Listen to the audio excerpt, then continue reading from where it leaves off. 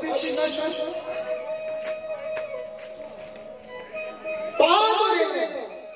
ওই ব্রজ গোপীর চরণ ধুলি একটি রেণু যদি আমি সেবা করতে পারি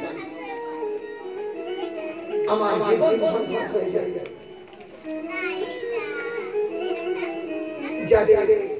যাদের কৃষ্ণ কথা তার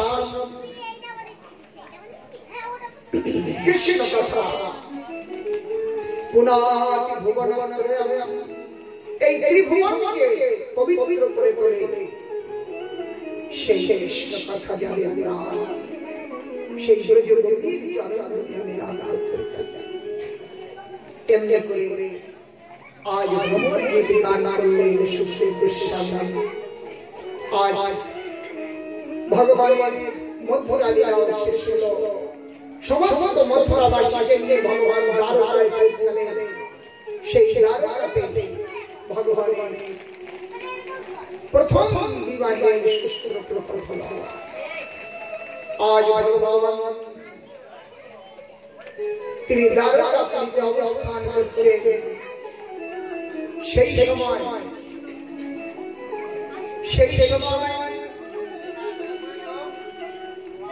রুক্মিণী মহারানী রুক্মিণী ভীষ্মকর্মণী তার বিবাহের জন্য ব্যবস্থা চলছে। এই রুক্মিণীর বিবাহ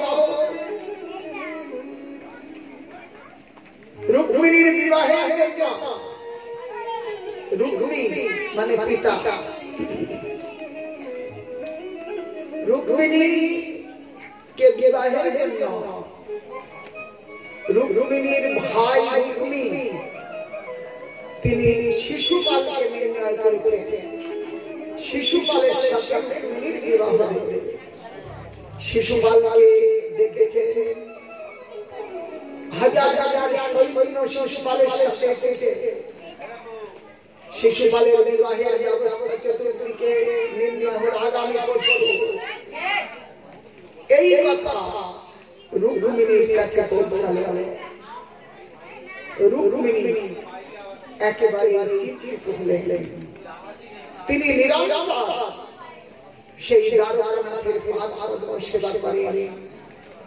ব্রাহ্মণের মেয়ে সেই কৃষ্ণের কথা শ্রবণ করে তিনি কৃষ্ণ অনুরাগী হয়েছেন। কৃষ্ণ পাদ নিজেকে সমর্পণ করেছেন। কৃষ্ণকে দেখে নাই, কৃষ্ণের কথা শুনে। আজ তিনি এক ব্রাহ্মণকে ডেকে একটি পত্র দিলেন আর সেই পত্র দিয়ে পাঠালেন দ্বারকাতে কৃষ্ণের কাছে। ব্রাহ্মণ পত্র নিয়ে কৃষ্ণের কাছে পৌঁছলেন।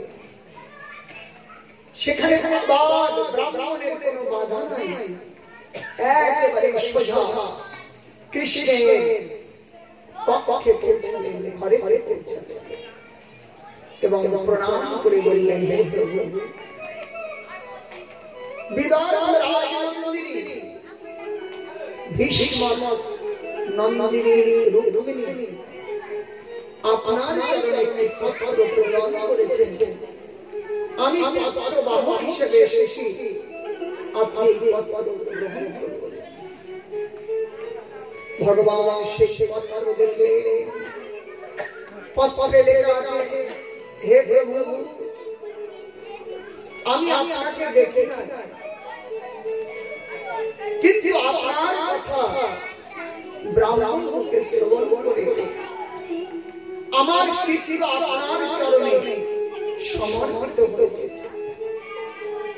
তাই আমার বিবাহের নির্মাণ হয়ে গেছে। আমি ইচ্ছা করি যদি আপনি আমাকে স্বীকার করেন, তাহলে এই প্রাণ অন্যথা আমি শত জন্ম তোমার ভজনা করে তোমাকে পতিরূপে লাভ করব। কঠোর প্রতিজ্ঞা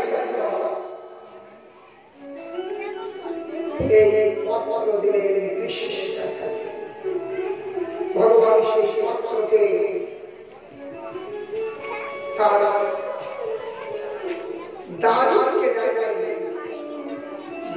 রথ নিয়ে আসলেন আর ওই ব্রাহ্মণকে নিয়ে ভগবান সেই বিদর্ভ রাজপুরীতে উপস্থিত হলেন। বাইরে বলরাম অন্যান্য সমস্ত দ্বারকাবাসী তারাও পশ্চাৎ অনুসরণ করলেন। এদিকে বিদর্ভ নগরে লক্ষ লক্ষ সেনা বিদর্ভ নগরকে ঘিরে রেখেছে। কেউ যেন প্রবেশ করতে না পারে। পূর্বে এমনি ক্ষত্রিয়ের মধ্যে প্রবল আশঙ্কা ছিল, কখন কোন রাজকন্যার বিবাহ, সেই রাজকন্যাকে যুদ্ধ করে বরণ করে নিয়ে যাওয়া, সেই জন্য এত অবস্থা। কিন্তু আজ লক্ষ লক্ষ সৈনিকের মধ্যে কৃষ্ণ তার রথ নিয়ে পৌঁছালেন। আর রুক্মিণী বিবাহের পূর্ব দিবস শেষে জগদম্বা কাত্যায়নী দেবীর পূজার আগে প্রবেশ করলেন কাত্যায়নী মন্দিরে। আর তার মাঝে শশীগণের সঙ্গে কাত্যায়নী মন্দিরে প্রবেশ করে মা কাত্যায়নী জগদম্বাকে পূজা করলেন। পূজার প্রার্থনা করলেন, হে মা, আমি এতদিন তোমার পুজো করেছি, আস্থার কল্পনা ওই দ্বারকা নামক কৃষ্ণকে আমার প্রতি মায়ের গলাকে মালা বসে ব্রাহ্মণ তুলে গলে বললেন, দেবী তোমার মনোকামনা মা পূর্ণ করবে। আজ মাকে প্রণাম প্রদক্ষিণ করে রুক্মিণী চলেছেন একেবারে গজগতিতে, হংস গতিতে। পেছনে তার সখীগণ রাস্তার দুই দিকে অসংখ্য প্রহরীগণ দাঁড়িয়ে আছে। রুক্মিণীকে একে আমি যে পথ পরে লিখেছি অমুক জায়গায় আসবে, ব্রাহ্মণ তাকে এত প্রহরী।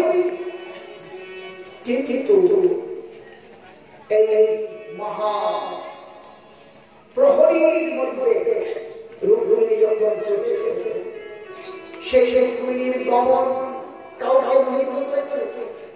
রুক্মিণীর অলঙ্কার, বস্ত্র, সৌন্দর্য, ওই সমস্ত ইতিপূর্বে এমন সুন্দর তখন কেউ দেখে না। একেবারে মন্ত্রবৎ দাঁড়িয়ে রুক্মিণীর সৌন্দর্য দেখে আগে রুক্মিণী চলেছে। আর সেইখানে দেখল সম্মুখে সেই ভগবান সুন্দর ভগবান শ্রীকৃষ্ণ রথ নিয়ে দাঁড়িয়ে আছে। রুক্মিণী ধীরে ধীরে পৌঁছালে এবং কৃষ্ণকে দর্শন করলেন। তার চরণ দর্শন করে আত্মসমর্পণ করলেন এবং ধীরে ধীরে ধীরে ধীরে তার বক্ষস্থল মুখমণ্ডল দর্শন করে আজ রুক্মিণী নিজের হাত বাড়িয়ে দিলেন। ভগবান নিজের হাত দিয়ে রুক্মিণীর হস্ত প্রাণী প্রকাশ করলেন আর আকর্ষণ করলেন। আর কৃষ্ণ এবং রুক্মিণীর হাতে প্রবেশ করবার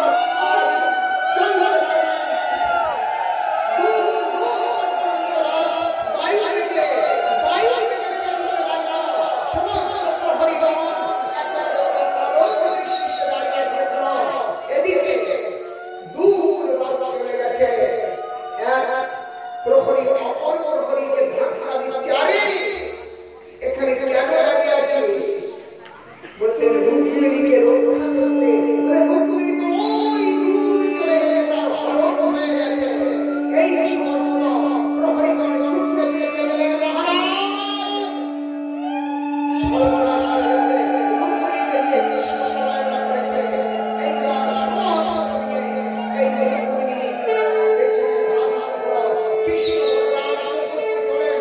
ভয় ভয় মারে রুক্মিণী মহারাজ বিশ্বর রাজকন্যা রুক্মিণী কৃষ্ণ যখন তার বোনকে নিয়ে গেছে এই বলে তিনি প্রতিজ্ঞা করলেন, যদি তাকে ফিরিয়ে না আনতে পারি আমি আর এই বিদর্ভ নগরীতে প্রবেশ করব না। রুক্মিণী যুদ্ধ করতে চলছে, ভগবানের সঙ্গে যুদ্ধ হচ্ছে, সেই সময় রুক্মিণী রথ চালিয়ে নিয়ে যাচ্ছে। রুক্মিণী রথ চালাচ্ছেন। এইবার বিচার করুন, কে কাকে হরণ করলো? কৃষ্ণ রুক্মিণীকে হরণ করলো না রুক্মিণী কৃষ্ণকে হরণ করলো? রথ চালিয়ে চলেছে আর ভাইয়ের সাথে যুদ্ধ হচ্ছে কৃষ্ণের, কিন্তু ভগবান যাতে জানেন না এটা রুক্মিণীর ভাই। প্রবল যুদ্ধ, রুক্মিণীকে একেবারে ধরে ওই রথের চাকার সঙ্গে বেঁধে দিয়েছে। তাহলে রথ চলছে আর সেও ঘুরছে, কি অপমান! কৃষ্ণ তাকে মারবে, শেষ করে দেবে। রুক্মিণীকে রুক্মিণী বলছে, প্রভু আপনি হয়তো ভুলে গেছেন ইনি হলেন আপনার শালা। শালা মানে হ্যাঁ আমার ভাই। সর্বনাশ, নতুন সূত্র নতুন সম্বন্ধে ভগবান ছেড়ে দিলে অপমান করে আর রুক্মিণী রাজ্যে ফিরে গেলেন না। প্রতিশোধ যদি না নিতে পারি তাহলে আর এই ছাড়ব না। বলরামের সঙ্গে যুদ্ধ হলো, কৃষ্ণ এবং রুক্মিণীকে বললেন তোমরা ফিরে যাও। ততক্ষণে বলরাম প্রবল সৈন্যের সাথে যুদ্ধ করলেন। এদিকে দ্বারকাপুরীতে রুক্মিণী এবং কৃষ্ণ ফিরে আসলেন। সমস্ত মথুরাবাসী সেই সুন্দর যুগল কৃষ্ণ এবং রুক্মিণী যা যা তুলনা আর সেই যুগল দর্শন করে অত্যন্ত প্রশংসা হলেন। কি হয়েছে নাকি? হরে কৃষ্ণ, ওই ঝাঁকি সাজিয়েছে নাকি? নিয়ে আসো। আজ মথুরা থেকে সমস্ত যে দ্বারকাপুরীতে, সেই দ্বারকাপুরীতে আমার রুক্মিণী এবং কৃষ্ণ পৌঁছালে সমস্ত দ্বারকাবাসী আনন্দে উৎফুল্লিত হয়ে উঠল। সমস্ত দ্বারকা আজ সুন্দর বিভিন্ন মঙ্গলের গীত বেদধ্বনি উচ্চারিত হল। সমস্ত ব্রাহ্মণ সমাজ উপস্থিত হলেন। আজ কৃষ্ণ এবং রুক্মিণীর বিবাহ মহোৎসব, সমস্ত বিবাহ মহোৎসব উপস্থিত হয়েছেন। বলুন শ্রী রুক্মিণী মহারানী কি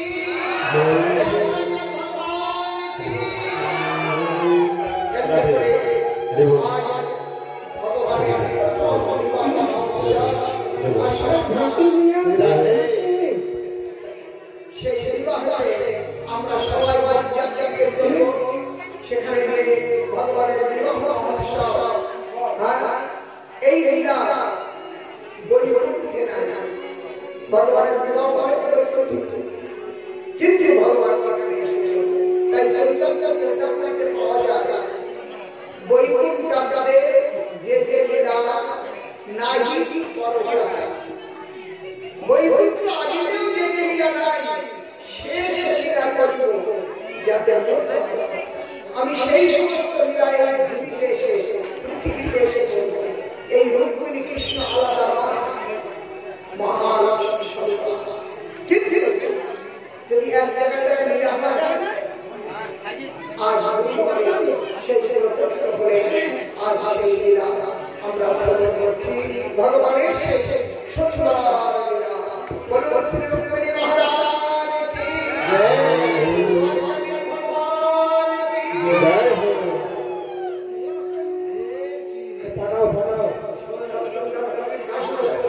आओ मेरी सखिया मुझे मेहंदी लगा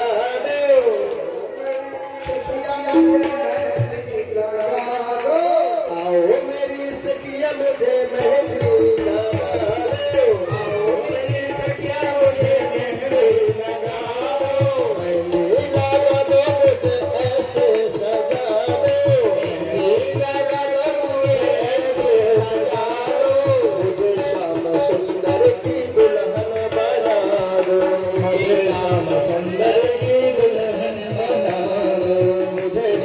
सुंदर की दुल्हन बना दो, मुझे श्याम सुंदर